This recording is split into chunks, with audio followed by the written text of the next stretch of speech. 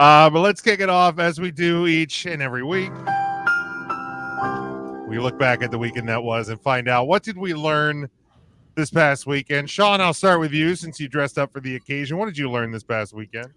What did I learn? Initial quick one for Mike. Initial take on the Bengals being broken a few weeks ago was for real. They are definitely broken, as is the entire state of Ohio, football-wise, at least professional football-wise. The state of Ohio is broken. I'm starting to believe my eighth graders, starting to understand what they mean when they say something's Ohio. So I think it has to do with their football teams. Wait, that's a thing? Oh, yeah, if something's terrible, it's Ohio. Like, that's real bad. It's like a slow, lazy kind of bad if it's Ohio. Yeah. And if it's Ohio, cringe. Is Ohio the new Florida? Ohio. We don't put down Florida. We just pretend it doesn't exist. Okay. No, we put down Florida. Oh, you definitely do, Jim. At least we up here do, but, right, Matt? What did I learn from the few games I was able to catch while the power was out? The Eagles-Bucks game, I'll just go with that. And we talked last week about, is it a Hurts issue? Is it a coach issue?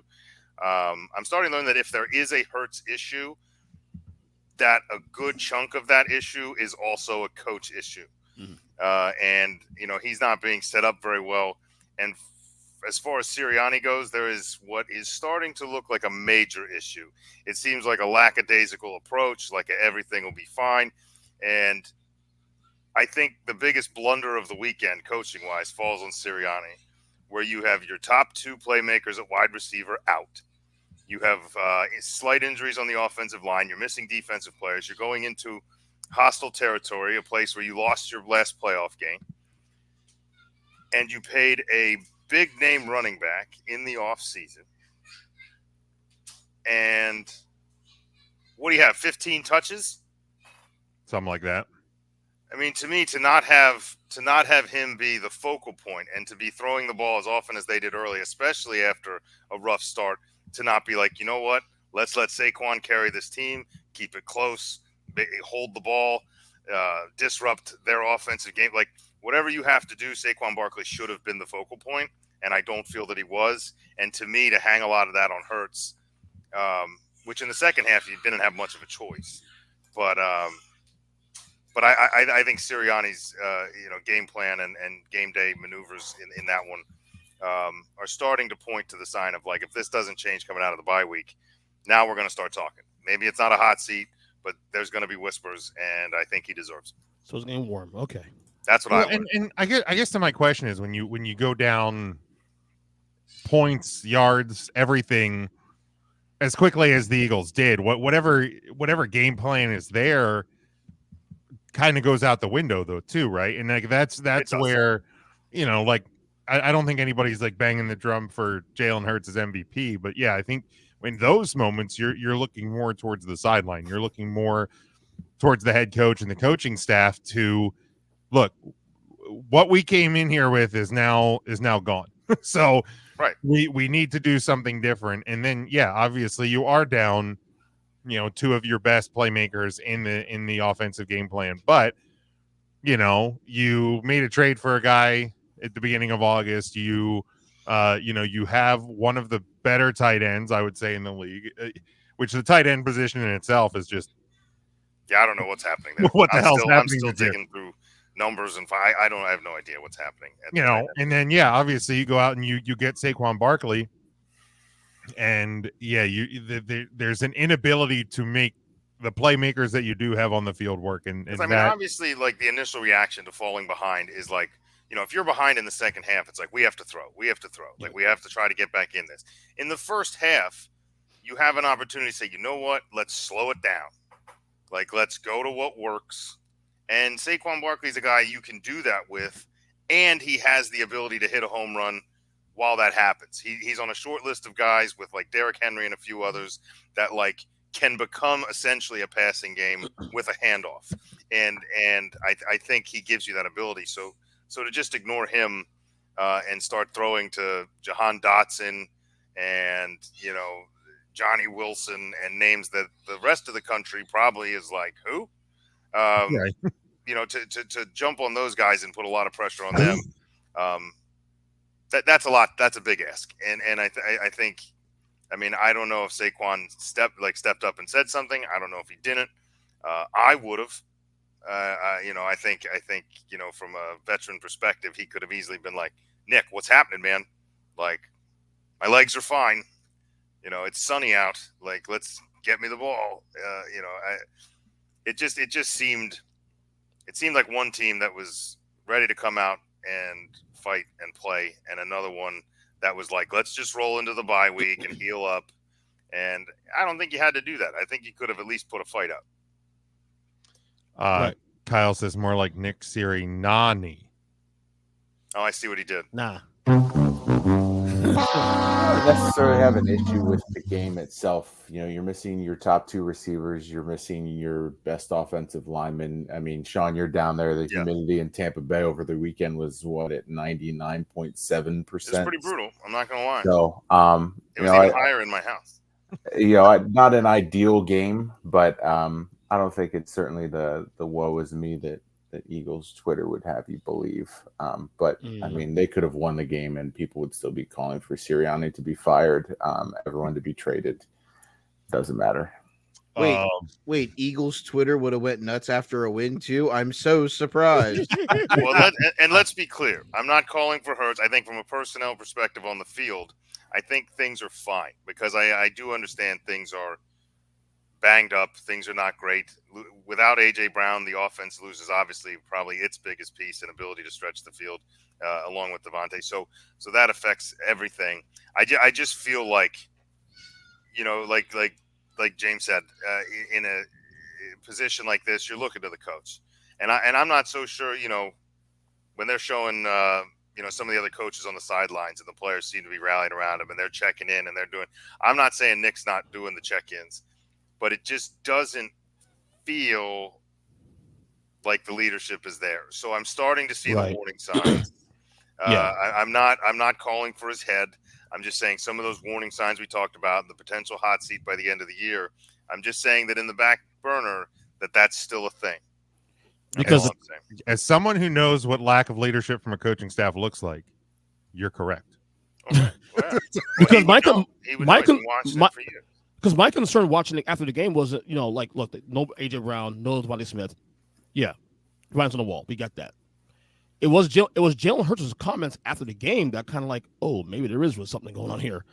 You know, him and Sirianni not being on the same page. And to your point, Sean, you know, there's definitely some stuff going on there. Yeah, it's not whispers from the Twitter page. It's not whispers from Philly media necessarily. It's like what you're seeing in the body language of the players. Right. And then what you're hearing that, like, in the post-game locker room, that Sirianni was very like, guys, we're 2-2. There's a lot of football left, which is something you can sell. Like, hey, guys, don't hang your heads too low. But it sounded like there was really no fire. There was no, like, you know, and you know, maybe he was just hanging it on, like you said. We were beat up, guys. We were just trying to survive. And if that's the mindset, I don't want to say fine because I don't think it's a great mindset. I think you get a chance to, like, if you fire it up, you might get to see what some of these young guys have in the tank. You might get to see what a Jahan Dotson's made of. You know, what some of your, you know, banged up, you know, your fill-in linemen and stuff, what they're able to do. So I don't know. I think you're starting to see it from some of your defensive pieces you signed. You're starting to see guys that you're like, we were expecting a lot of. You're not seeing that. On the offensive side of the ball, not so much. And I thought this would have given us a chance to see if we had anything, you know, kind of under the blanket a little bit. Right. All those little things here. It, you know, sometimes perception is reality. Who knows? But we'll see after the bye. Yeah, I guess we'll find out. See what the second quarter brings. Yep. There you go. I mean, all right, Matt, what did you learn this weekend? I think for the first time in a while, we've seen that there's a lot more parity in college football. I think that, you know, your two teams at the top, your Texas and Alabama, have been winning convincingly. I mean, the Alabama-Georgia game notwithstanding, because that was just kind of what it was. But I think other teams, you know, within that top 10, we've seen them struggle a little bit. I think that there's a lot of teams that could make a name for themselves, make a case to get into the playoffs, ones that we're not necessarily expecting. You know, I knew I know I joke that the U is back, but there's other teams in that top 10 now that I think, at the start of the season, we weren't really sure what they would be. And I don't think anyone besides Texas and Alabama have really said, we're legit at this point. So I think that is going to make for a very interesting playoff, which is a great time for that to happen now that 12 teams get in there.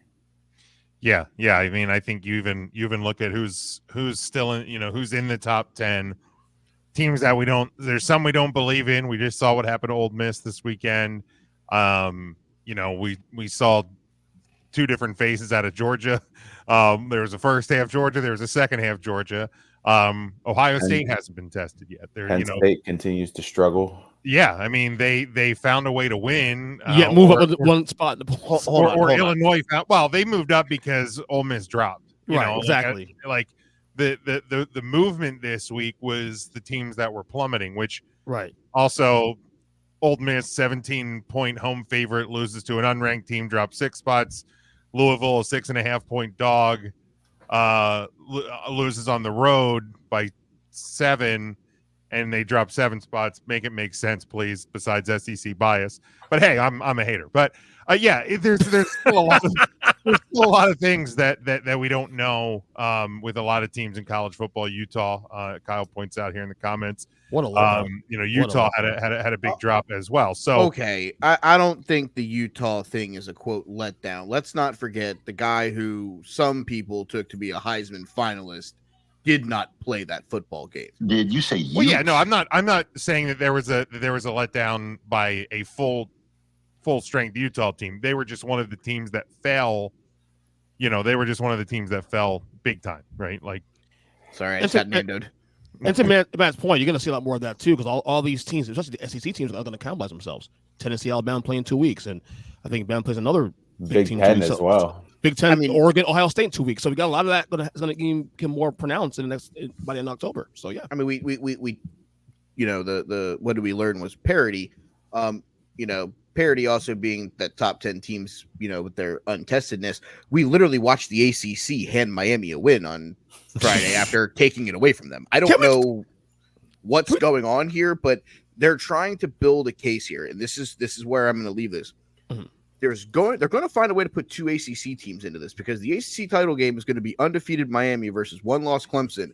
Clemson's going to win the ACC title, so they're going to put Clemson in, and then they're going to shoehorn Miami as like the 12. Can we talk about that play? Because I know we were in the chat when our little text exchange during the game. Do you have a problem with the call? I have a problem with them overturning the decision. Kyle, I'm not crying. I'm just saying that if you're going to call it one way on the field, stay with that call, because there is really not enough evidence and camera angles to overrule that call. Yeah, let me be transparent. The refs got the call on the field wrong, 1,000%. Yeah, but there isn't enough to overturn that. So when you make the mistake, you have to stay with the mistake. Bingo. Because that's the point. When it comes down to a review, there has to be indisputable evidence. There's still images where you can see the Virginia Tech player feet on the ground, butt in the end zone with the ball in his hands. Like, okay, so if you called it a touchdown, how are you overturning that? Yeah. Besides the fact that referees just wanted to get out of South Beach alive. let's be transparent about it. Like, yeah, I am shocked that in the moment they called that a touchdown, because I thought for sure, just with all the chaos down there, and then at one point you did see the ball loose. I'm like, oh, that's incomplete. Miami escapes, right? Correct. And then they rolled it a touchdown, and I went, huh, maybe those guys on the field saw something I didn't. And then I'm watching the replays going, okay, there's literally nothing here to overturn. And of course we saw what happened. So yeah, look, regardless of what the call was on the field, it shouldn't have been overturned. It's one of those ones. If it's called incomplete, it has to stand as incomplete. And that's like the key verbiage too we always hear, right? Yeah, like, don't say confirmed. It's not confirmed. Right. But it should not have been overturned. There was nothing to overturn that. And in college football, do they have the same cameras that the TV is seeing, or is it? I know there was always a situation like with some of the reviews that they have like an additional camera or a limited number of cameras, like, or are they getting access to everything the TV I would say has? that they're probably at least getting the TV feed. They may have something that the TV feed I believe have. college is everything that we're seeing. I think it was just in the NFL, and I'm not even sure if it's still that way. But it was the NFL. Why does the student of the game think that they got the call right eventually? I did not see the play. I had a busy weekend. I think we all agree they got the call right. It's just they didn't make it right initially. They made the call wrong first. Right. He said he thought he saw there wasn't possession. You thought. Right, and that's the problem. You can't think with indisputables. Like if you're like, well, I think I see. Is that a finger? Is that a no? I don't know. So what makes you guys think that it was right if there wasn't at least one angle where you can be like, oh yeah, okay, they got it right. If you asked me, what do you think happened? I would say, I think that's incomplete. But if I called that as a catch, I can't say, well, I think it was an incomplete pass, so we're going to overturn it. That's I think what we're all saying is that ultimately I think that they made the right call at the end of the day. But initially they said catch, touchdown. Mm-hmm. There's almost nothing that says otherwise 100% sure. It almost feels like the NFL with like the turnovers. Like they call a lot of things turnovers, and then they're like, you know what? Let's go look at it. Like inevitably they get the call right, and then when you watch the replay and you see that the ball literally bounced, hit the receiver in the helmet, hit off the ground, and then the defender picked it up and scored, you're like, wow, you got your idiots for calling that an interception. But I will say I do like that. I do like that they're letting things play out more, because like I remember a couple years ago there was it was a Cowboys, it would have been a pick six. Dez dropped the ball, yeah. Remember. 10-year anniversary, man. Joe Buck yourself. You don't have to do that. No, there was one where it was like it hit off of an opposing player's foot. And then it was a Cowboys interception, would have been pick six, but they blew the whistle. And you go back and see the replay, and it's like, oh, that was actually a live ball. So like, I do like the fact that in those situations, because if you can review every turnover anyway, you might as well let it play out, right? So it's like I think the ruling, from what I understand, that at least the statement from the ACC, besides we were too scared to call it against the U in Miami. Was that the Miami player that touched the ball had been out of bounds, so it was a dead ball. But like, if you look at the progression of the play, it was catch, 1 foot down, and then it wasn't until they were on the ground that player touched the ball anyway. So again, if we're doing indisputables, shouldn't have been overturned. But it's very gray area. Like, did we call it a touchdown because all scoring plays are reviewed and you just wanted to make sure that you could look at it? Like, I'd almost rather the ACC come out and be like, hey, we decided to call it a touchdown on the field because we wanted to look at it. I'm like watching it. I can't even tell that they called it a touchdown because Miami runs away with the football. No, you can't, because it takes 35 minutes for them to figure it out, because the U celebrates, then Virginia Tech celebrates, then the U celebrates again. Then they call it a touchdown. You got to get the fans off the field. Yeah. It's like Cal Stanford. Well, the 10 fans there, of course, Miami, they don't do well. Right. Stupid. Kyle corrected. I was sure in the video there wasn't possession. But yeah, it's it's unfortunately one of those things where if you have somebody who I'm watching a ball move on the replay. If you're gonna have people that are gonna wear a conspiracy hat about the conferences want their premier schools to be the benefactor of things, nights like Friday night are hard to dispel those conspiracies. I'm with Nash. I'm on Team Nash. I was just watching the replays, and as he's coming down, I'm like watching a ball move before he's anywhere close to that ground. Like, I'm watching a hand behind it, and the ball's sliding behind his hand. And I'm like, I don't think he had it. Right. Just looking at that, like, and all you Correct. need, We all agree. It's the No, we process all of agree getting what up you're there. saying. but in the It's a process process we of disagree reviewing with. a catch, if it's called a catch, right? You don't need, like, indisputable evidence doesn't mean I need every angle to show me that it's not a catch. Like, that's, but if you have one angle where you're like, that ball's moving, or Des Bryant didn't catch it, then Wow, they're taking shots tonight, bud. one angle. That is a disgusting act. Jim was a big boy. He can handle it. It's I didn't okay. even know that was going to happen. That's spur of the moment. That's So that's Sean, all- let me that's ask you the bow this. tie talk. Let me ask you this then. Let's go to Super Bowl 52. Corey Clement catches the ball in the back of the end zone, but you see it move when he's moving it to those I don't other know what you're arms. talking about. Exactly. Yeah, yeah, that's a touchdown. Fuck you, buddy. He was controlling that movement. Nobody else was knocking that out. It was Correct. I catch. agree. I think they were both The catches. ball was in his control when it moved. That's Not the allowed to Des one happen. though. Let me clarify. This I was one talking about he was not the in Corey control. Clement and Go the buck yourself. Miami or Yeah, no, Virginia that Tech. was. Yeah, I think you're way out of line there. Good catch. Good catch. All right. EJ, what did you learn this weekend? Go Packers, go. No, I'm joking. No, Yeah, go somewhere. Yeah, yeah, for real. My takeaway this weekend is 2024 Sam Darnold just might be 1991 Mark Rypien. Now, hear me out here for all you youngins who don't know Okay, I who was Mark gonna go. Rypien I is. thought I was going to go somewhere. I was about to agree with. Right. Now I'm So, questioning. if you guys, Sean, we're the same age, right? 44 ish. I'm 42. Thank you. Okay, so close enough though. God, EJ, you're old. And yet, well, today I am, but normally in this panel, I'm the second. But that second explains the dementia. That's facts. oldest. Calm down. Or is it No, demented? but- I don't know. So Mark Rypien, Yes. German quarterback, drafted by the Redskins, 1986. I can still say that, right? Redskins, whatever. If you're talking in historics, At the time, Right, of course, right.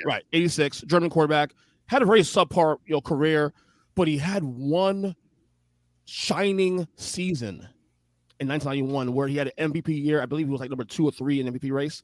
Won the Super Bowl MVP for the Redskins that year, and then the rest of his career with the shit. Sam Darnold, same thing. German career hasn't, now granted, Sam Darnold's, expectations coming to the league was a lot higher because he was a higher draft pick, but still, maybe the Vikings, let's say this 4-0 start turns into something that's maybe ends up them going to New Orleans in February. You said Rypien was a journeyman. Was he a journeyman at that time, or Yes. I thought he was with the Redskins? He was the Redskins, but at the time he was supposed to be the starter, and he never got the starting job. And they gave him the starting job the year before that, and he was still kind of shaky, even with the Redskins. And then he had this one great year, one shining year where he had this. because he started in Washington in 86. Yeah, Right. So he was there 5 Right. years. Right, and But that wasn't Redskins. the starter until the year before, like you're In 90, right. And that Redskins team in 91 was actually, in my opinion, a top 5 or 6 singular team I've ever seen. Like 14-2 that year. The two losses were by combined like 6-7 points. And they crushed all the way through. Vikings kind of have a kind of vibe like that. Like Sam Darnold's having that kind of same kind of vibe. Maybe this is the one shining light. I don't know. Let's remember this about Sam Darnold too. Is he is only 27. I know it's felt like he's been in the league Right? for Yeah. a very long time, but I think some of that's the expectation. 6 Like, years, right? He's 6 Yeah. months younger than Joe Burrow. So That's like, crazy. Here's the thing, I'm not comparing him to Joe Burrow, so don't think I'm doing an EJ. here. Good, because right now he's better than Joe Burrow. At least this year. Not much better. You're one to talk Jalen Hurts. Yeah. Hey, Jalen Hurts has the same stats as Pat Mahomes. I've seen. Let's say right now, it depends on the Bengals. Yeah, It's not a bad Jalen Hurts this is year. Jalen Hurts is also a fucking QB sneak merchant, but more on that later. Yeah, Joe Burrow ain't the problem in Cincinnati. Trust right now. That But dude like, is let's balling. remember too, like he started with a terrible Jets team.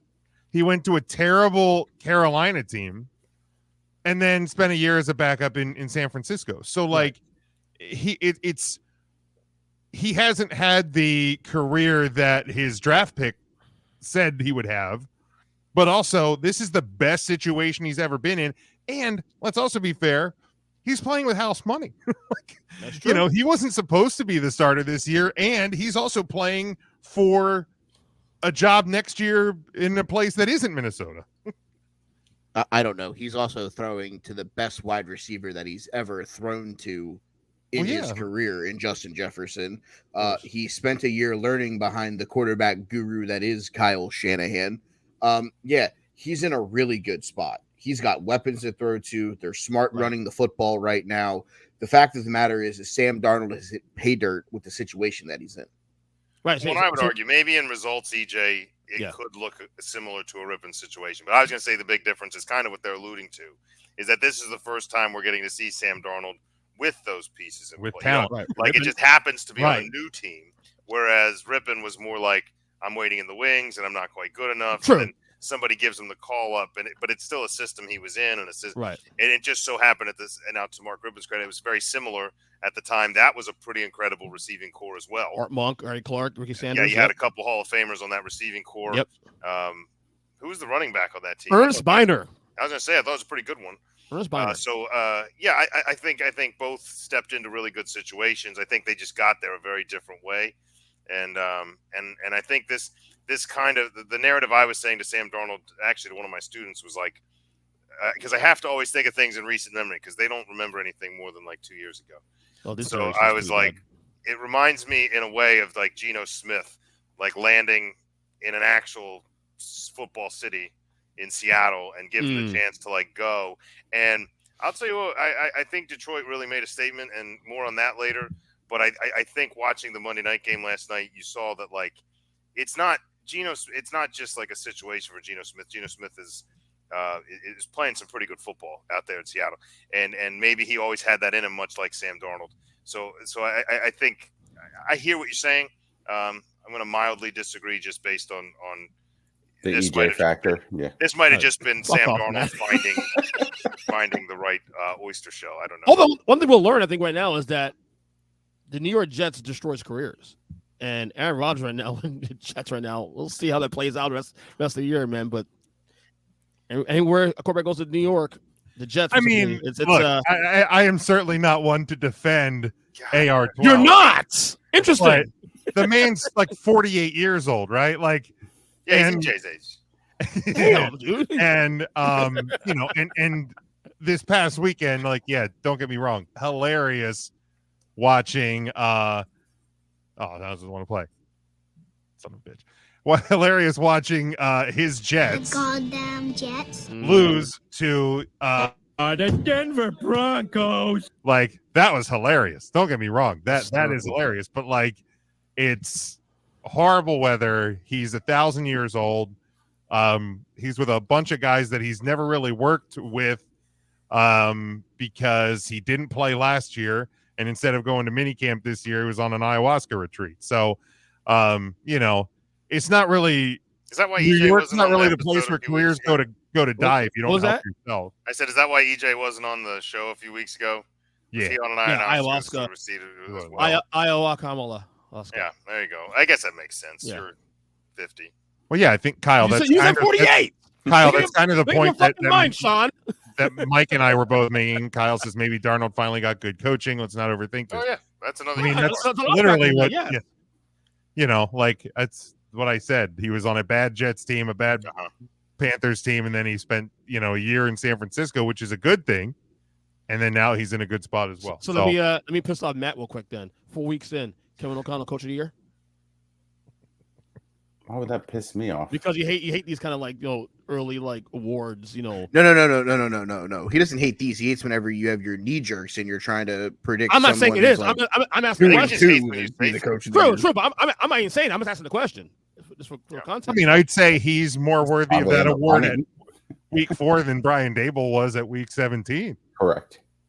I mean, he shocked me. I mean, if you remember the prediction show, I had the Lions running away with the North because I didn't think anyone was going to compete, not even Green Bay, as I wasn't as high on them.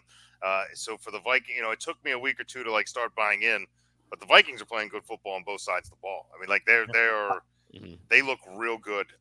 So I think the Lions are going to have them as a thorn in their side the whole year. Oh, absolutely. What, Mac? To answer Ernest's question, yes, Kevin O'Connell is the favorite to win Coach of the Year right now because they defeated NFC title game contender Green Bay, Yes. and then and needed 22 points in the fourth quarter to make that game look Oh, close. no. It's not even Kevin it's O'Connell. not even NFC title game contender. EJ doubled down with me and Kyle in our text group after the fact last week and said they will be in the NFC title game. He puts the Green Bay Packers. It's very possible what we saw Sunday might be the title game. The Packers in because he's a putz. That's what it is. Yeah, no, he puts the Packers in the NFC title game. So literally the rest of the NFC field is playing for a spot, according to E-Jaws. Well, to Kyle's credit too, also Kyle actually agreed with me that the NFC right now is fucking wide open because all the teams that we would penciled in before the year started, that barometer's come down just a little bit now. Banged up Niners and green toes down, exactly. Green toes. That's what he said. You like feet though, Jim. It's okay. EJ, Jason's calling you out. I never saw Ernest wear a Mets jersey before. You don't see me enough, but it's a problem. Not only that, apparently EJ said that the Mets were his number one team overall, which is it's the Heat. more It will always be the Heat. The Mets were the first team I ever rooted for. I got into baseball first. My favorite franchise of all is still Go Heat, bitch. That's right, baby. Stupid. Oh well basketball. Mikey B, what did you learn this weekend? Maybe the Indianapolis Colts don't need Anthony Richardson. Yeah. Maybe this team is an Anthony Richardson problem, not an Indianapolis Colts problem. Because for some reason, every time this guy gets hurt, insert backup quarterback here finds a way to win football games. Last week, Joe Flacco, 16 of 26, 2 tutties, 168 yards, brought back Michael Pittman from the depths of obscurity, going 6 for 113 and having a day that he hasn't had since Anthony Richardson has been healthy at quarterback the last 2 seasons. Don't worry, I have Michael Pittman in fantasy football. I'm aware when Anthony Richardson's on the field to not start Michael Pittman. He holds a really good spot on my bench when Anthony Richardson is healthy. Probably going to launch him the next couple of weeks because with this hip injury, I think Joe Flacco is going to be the quarterback. And the takeaway is this: Joe Flacco at quarterback for the Indianapolis Colts in the year of Lord and Savior 2024, with nobody wanting to win that division, the Colts feel like they might be a little bit more dangerous. They're getting the ball into Jonathan Taylor's hands more whenever Anthony Richardson is not audibling to quarterback draws and bootlegs that he has to run for his life on. And, Joe Flacco's actually using the weapons that he has. Josh Downs had 8 catches. Pittman had 6. He moved the ball around very well. And he did the thing that Anthony Richardson, as a young quarterback, doesn't do, which is, get rid of the football. Don't take the hits. Don't take the hits that you have to take. Get rid of it. Live to play second down rather than. Well, and I think that's what Joe Flacco does for you. That Anthony, first of all, I think from what I've seen of the coaching staff and of the offense with Anthony Richardson, it reminds me of when the Ravens have a bad day. It always seems to look like why isn't Derrick Henry or J.K. Dobbins or someone else touching the ball? Why aren't we throwing it to our best player?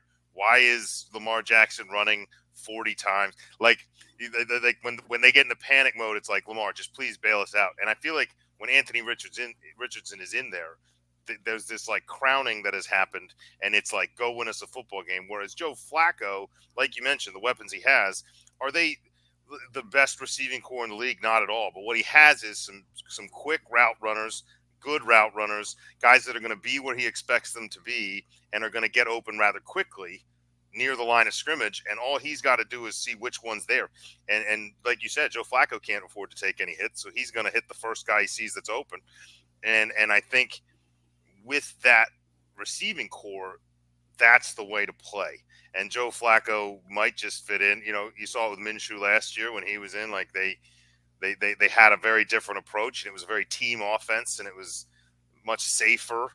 And is Richardson still essentially a rookie? Yes. And is he going to make mistakes forcing the ball where he shouldn't? Sure. But I feel like they're putting so much on him that he's kind of. That's what's happening. Is he's making silly mistakes he doesn't have to. He's not sliding when he should slide. He's taking off before he lets plays develop, and that's something he's going to have to fix. And maybe Joe Flacco could show him a thing or two. Obviously, Deshaun Watson wasn't watching in Cleveland when he was there because that is a train wreck. But So what I gather is that this is maybe fixable. Richardson will learn something. So what I gather, in your opinion, Sean, this is fixable. The stuff that Richardson right now is struggling is. I mean, he's a kid, So I mean, if this is something innate within him that he just has this, there's some quarterbacks that have come through and they're like run first quarterbacks, and no matter how many times coaches tell them to slide, or no matter how many times it's like stop forcing that, let the play develop. Like they don't, and they don't last very long. I don't think that's the case with Anthony Richardson, at least not yet.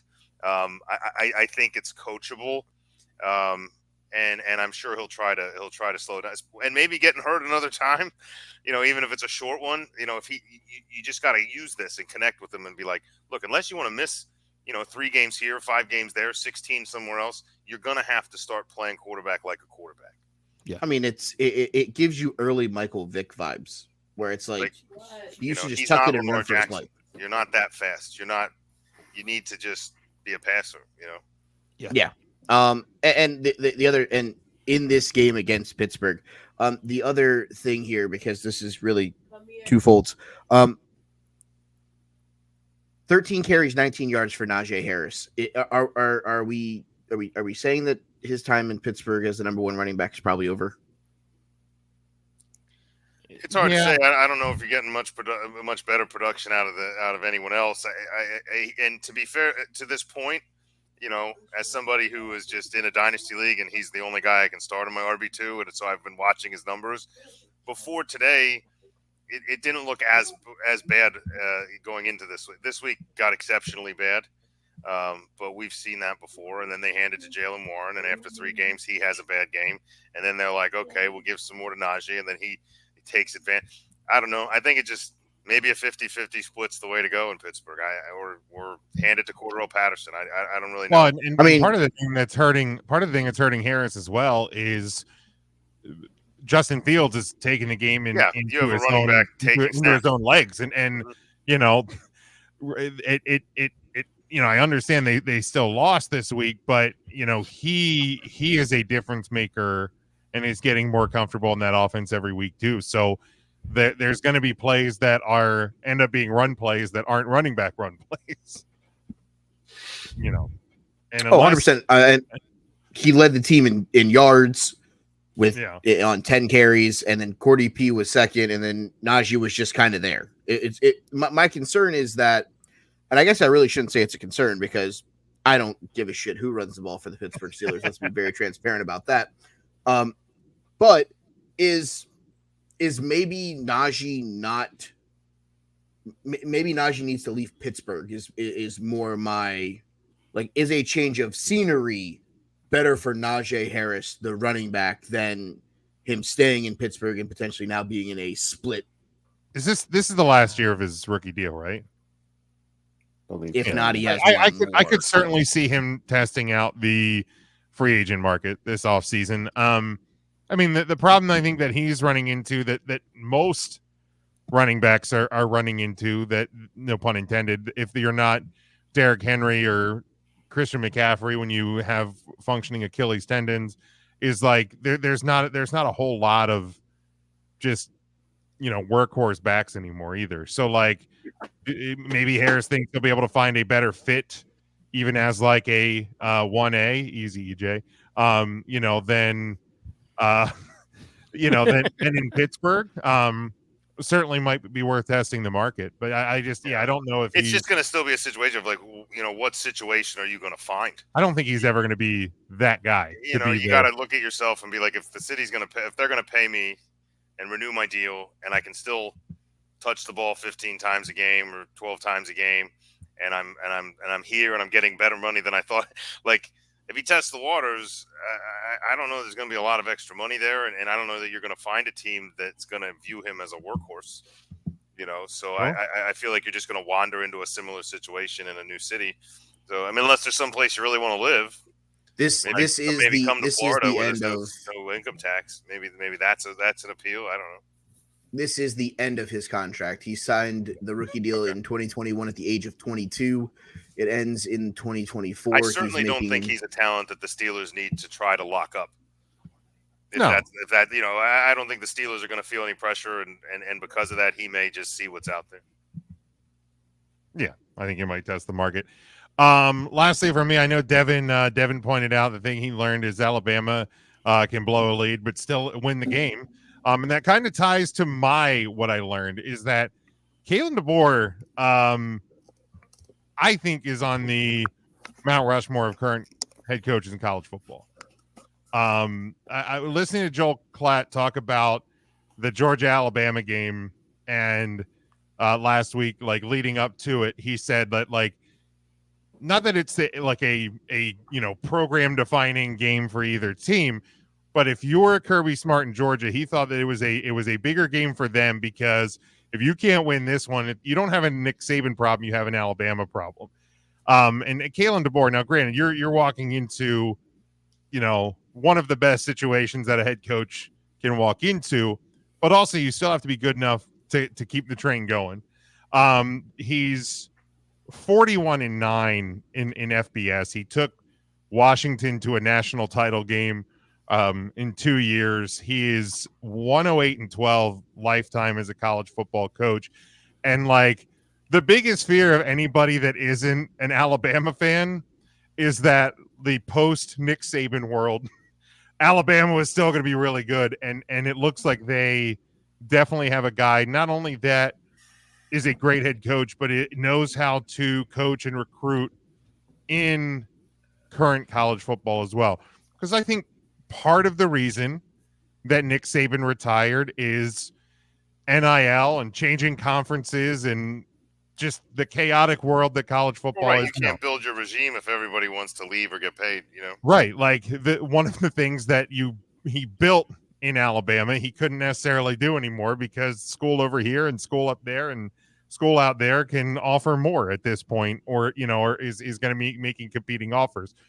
So Kalen DeBoer, being a younger head coach, also gets that. So like, Alabama is still dangerous, and I think DeBoer is one of the best in college football. And I got a question for you, Jim. Well. Yeah, and I'm sure it was covered in a podcast. May have been one I was on. Did you feel that way? And did you feel this good about it when Alabama chose him? Or was it like, I don't know about him, Washington, Pac-12, like I don't know which side of the – because those are two sides of the coin. It's like this guy – I think I was closer to like, the I'm a bit hesitant to buy in. I think I was closer to I didn't think DeBoer was really proven because like, okay, winning the Pac-12, being really good there, you beat Texas, that's cool in the semifinals last year, but like was that Washington being that good, or was that Texas just not being Texas, the Texas, the Vince Young Texas? So I think I was a little bit unsure. It was just, it is kind of unproven. He had 2 years at Fresno State, 2 years at Washington. The Fresno State University. Yeah, so like, I think I was more, this guy has to prove it. And, they looked a little bit rocky coming out of the gate. But they certainly showed a big, got a little bit tight there at the end, but because I was very much like, look, Alabama wanted a name, and he was like kind of the biggest name available despite being unproven. And I felt that was really what it was. And it was like one of those like, well, if he stinks, we'll just fire him. Like I thought, he has probably a tight window because if it doesn't work out, you can abandon quick. But it's no one's gonna measure to Saban, obviously, but for the names that are out there in the last couple of years of college football, he's definitely one of the best coaches in college football. And good on him for being like, I'm okay following Nick Saban, because there's a lot of guys that would not have been okay with that. I think the issue more so is, could he at least measure up to Saban in terms of consistency? If not winning the national title every other year, at least being in the conversation every year. Well, how big the drop will be? That was a question, I think, more than anything else. I mean, I think the other key here is Kalen DeBoer is a 100% different coach than Nick Saban. Sure. Nick Saban won games because they were winning games 12-10. Kalen DeBoer against Georgia flat out proved that Kalen DeBoer is going to do what he did at Washington. He's going to score. And he's going to take that talent that Alabama, and if anything, it's going to help Alabama's recruiting because you're going to get those receivers. Yeah, he's going to crank it up to 11. They're a fast offense. They're explosive. They proved in the fourth quarter they can score at any point from any time on the field. Those defensive backs. I mean, I know there was a big comeback there, but in the clutch moments of that game, that defensive backfield played about as good as they could have. Mm-hmm. Exactly, and this is looking at this. I truly believe that if you're Kalen DeBoer, you're saying bing bong right now because all you're doing is taking all of this recruiting that you can get. Yes, bing bong. Saying bing bong. Yeah, say bing bong, baby, because he's going to try to keep hitting pay dirt. He's going to keep trying to get these explosive wide receivers, and he's going to do what he did at Washington, which is score. He's going to do what he did at Fresno State, which is score. He's going to want to score. Yeah. Jeremy knows bing bang bong. Bing bang bong. So exactly. I look at it from the standpoint, Kalen DeBoer makes perfect sense at Alabama because he is the first guy that they brought in, and I think if you're Alabama, you're looking at it, well, Texas is coming in. They're a pretty explosive offense, and they got a ton of explosive talent down there in the great state of Texas that they could get to come there. And same with Oklahoma. So maybe we're not going to be able to win games in the new SEC by a final score of 14-10. Maybe we need to go get a guy who's an explosive play caller. And I think Kalen DeBoer is that guy. And I think that this is a hire that I think Georgia taking the reins of the SEC was a little bit of that. Was like they were able to put up points, in those close Georgia-Alabama games or the ones where Alabama used to just kind of run the ball all over them. No longer became a thing because Georgia was able to all right, well, we gave him a touchdown. Let's just go out and score in 8 plays and put Alabama back on the ropes, and they just slowly took over. And now we're just looking for someone to take it back, and it might just be the Crimson Tide. Yeah, for sure. Jason comments that he thinks the Dolphins management and coaching staff on the hot seat, seeing a lot of issues there. Angry Tyreek Hill, definitely weapons. Everything's a mess. We'll talk about the Dolphins, I'm sure. I won't go that far in the hot seat with McDaniel. No. Yeah, I mean, I have a solution. I have a way to fix it. What you got? Trade for Matthew Stafford. Did we mention that a couple weeks ago on the show? He's better than Tyler Huntley. He's better than Skylar Thompson. He's better than whoever the hell else they're going to have in there. If Tua is going to miss a significant amount of time, go get you a quarterback that's going to get the ball into Tyreek Hill's hands because there is not a quarterback in South Beach right now that is able to get him the football. Well, and I think, unfortunately, for their situation is no one really knows how long Tua's out for. Correct. Like he's made it very apparent. What's their cap situation? Can they afford that? As soon as he's ready, he wants to play. And I don't know. I mean, I think if you're the Dolphins, if you want to compete this year, you're going to have to tell them, look, we're bringing in someone else. You can have the job next year if you want, but we need to cash in on something now. And, currently, the Dolphins have $22.6 million in free cap space. That's a good bit. Yeah. I mean, I think Matt Stafford's a guy that you could bring in, but I mean, there's other guys that you could go trade for. Here, call the Cleveland Browns and go get Jameis Winston. Yeah. At least he'll chuck the ball over the place. Yeah, I mean, sure. He's not starting over MVP caliber. What about Russell Wilson? Shit. No, pass. No. Yeah, he's washed. He can't beat Justin Fields. No, I will say, though, he is cheap, though. So right, but the problem with him is he's also a quarterback that isn't even cleared to play yet. Technically, yeah. I don't know how much of that is actually. He keeps questionable. No. He's their emergency quarterback. He hasn't even been their backup. No, he's been the 3 all year. So yeah, I don't know how much of that is real. I feel like there's a good bit of that that's we'll let you save face. Yeah. We're going to hang on to you like that. If something goes wrong, they're waiting for Fields to get hurt, basically, is what you're telling me. Yeah, they're waiting for something to go wrong and then be like, okay, now we need you. You're better. But that way he doesn't have to stand there as a number 2. He can just say, well, I wasn't healthy. It's a chance to save face for him. But, yeah, I mean, I don't think I'd hate Wilson down there. I like the Winston scenario a lot for that offense.